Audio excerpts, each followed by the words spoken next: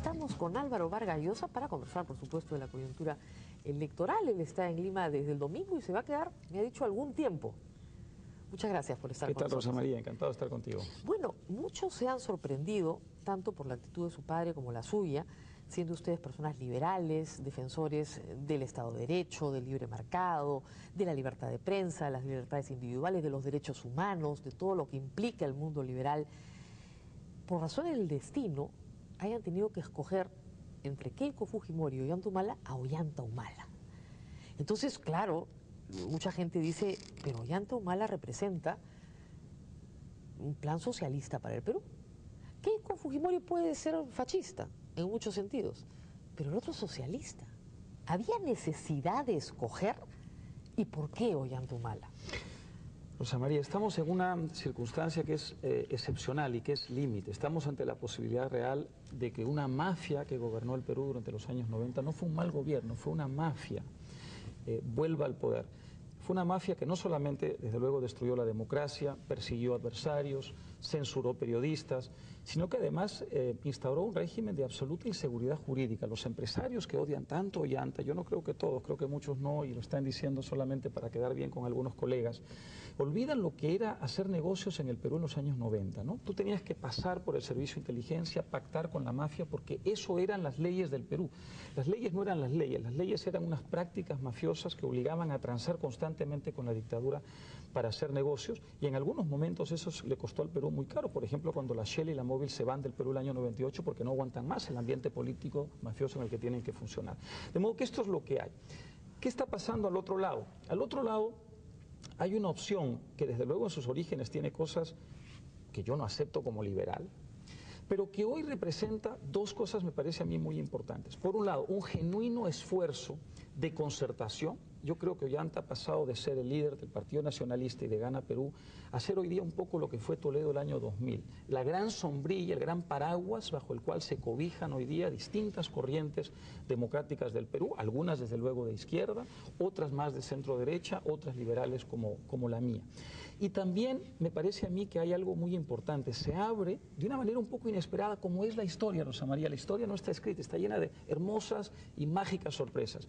La posibilidad de insertar al Perú en una corriente latinoamericana hoy muy interesante, que es quizá uno de los dos grandes fenómenos de América Latina en los últimos años. Uno, el crecimiento de la clase media, y otro, el surgimiento de una izquierda liberal y moderna, un poco como pasó en Europa 30 años antes. Pero si eso ocurre, sí, es decir, sé que me vas a preguntar, digamos, ¿qué garantía tienes de que eso ocurra? Pero si eso ocurre, habrá quedado cancelada definitivamente la posibilidad de que surja un populismo autoritario en el Perú. Es decir, así como Lula le cerró el espacio, sofocó y dejó sin oxígeno al populismo autoritario de izquierdas en Brasil, yo creo que aquí si Ollanta Humala hace lo que nos está diciendo que va a hacer, que es un gobierno digamos, de centro izquierda, liberal y moderno, va a quedar cancelada la posibilidad de que un nuevo caudillo autoritario venga a amenazar la democracia en el Perú. Qué cosa tan extraordinaria para este país. Sin embargo, hace 2 años, cuando le preguntaron a su padre si estuviéramos en esta situación, él dijo, no quiero imaginar que mis compatriotas nos pongan a escoger entre el cáncer y el SIDA.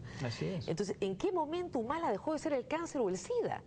En el momento en que las circunstancias nos eligieron, es decir, nos obligaron a elegir, pero también lo obligaron a él a tomar una decisión importante. O me aferro inflexiblemente a un programa de gobierno que espanta a mucha gente y que representa hoy día una versión trasnochada de la izquierda en el Perú y en América Latina, o hago un genuino esfuerzo de autocrítica y de concertación.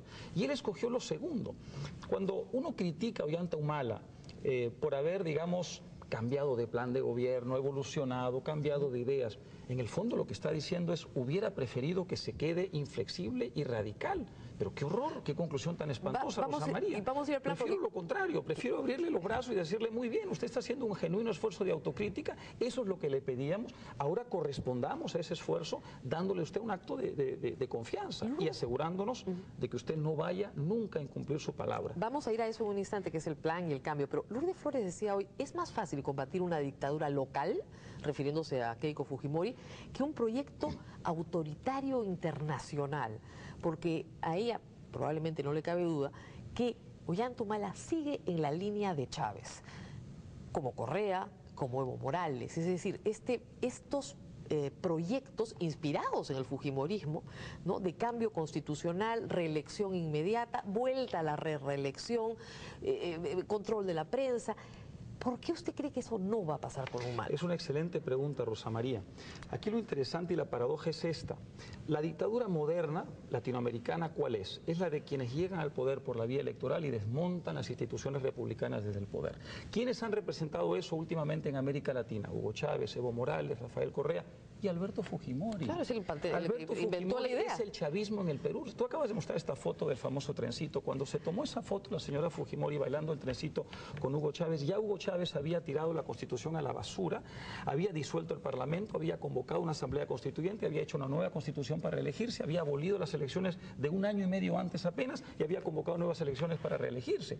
De modo que por eso estaba en el trencito. Lourdes tiene razón, hay una corriente internacional autoritaria. Se equivoca quién la encarna en el Perú. Bueno, la encarna Alberto Fujimori. Bueno, sorpresas da la vida. De repente Chávez tiene 2 candidatos. Como Alan García decía que tenían 2 candidatos en la primera vuelta, pues de repente Chávez tiene 2 candidatos, no 1. Yo le creo a Lula. Lula acaba de decir en España, lo ha dicho ante el presidente Rodríguez Zapatero, ante los empresarios más importantes de España que invierten allá en Brasil e invierten aquí en el Perú y querían saber lo que está pasando en el Perú, y ante el grupo PRISA, el grupo mediático más importante de España, uno de los grandes grupos mediáticos del mundo. Lula les ha dicho, yo les doy garantías personales de que el señor Ollanta Humala no va jamás a seguir la línea de Chávez en el Perú, porque él no tiene hoy día nada que ver con esa corriente. Y es más, les ha dicho, hoy día representa en cierta forma una amenaza para Hugo Chávez, porque es un muro de contención. Hugo Chávez tenía evidentemente, y esto ya lo digo yo, tenía evidentemente un proyecto para el Perú. Él quiere satélites, no quiere una relación de socios o amigos, quiere satélites. Pero no, y él creyó en la primera vuelta, en el 2006 eche pa'lante, comandante. Eso es lo que él quería y eso es lo que él creyó. Y es lo que usted combatió. Así es, y tuve razón. Y eso me da autoridad hoy día para decir, así como en el 2006 yo dije, el señor Alan García... Voten por Alan García, y qué tuvimos horrible. razón, no tuvimos razón, que había evolucionado económicamente. Bueno, sí, pero fue espantoso, ¿no? ¿Y qué hubieras preferido? ¿Me estás diciendo que hubieras preferido Ollanta en el 2006? No, yo no prefería nada. Rosa María, estamos ante esa situación. Hoy día, yo les digo a tus televidentes, Ollanta Humala ha evolucionado en materia económica y en general, en materia política, del mismo modo que el 2006 Alan García había evolucionado en materia económica. Ahora, yo entiendo que Alan García evolucionó en el 2006, pero ya venía evolucionando, digamos, desde el 2001, cuando regresó al Perú. El problema de Ollanta Humala... No es tan cierto. Bueno, la primera vuelta de esa campaña, sí, él hace campaña contra el TLC, dice cosas flamígeras, tremebundas contra el TLC. Pero no hablaba de la inversión o las empresas estratégicas, o vamos a estatizar, Ollanta tampoco hablaba en la primera vuelta contra la inversión, jamás. Si usted ve este plan de gobierno, lo he leído de principio a fin, que es de diciembre del 2010, de ahorita, ¿ya?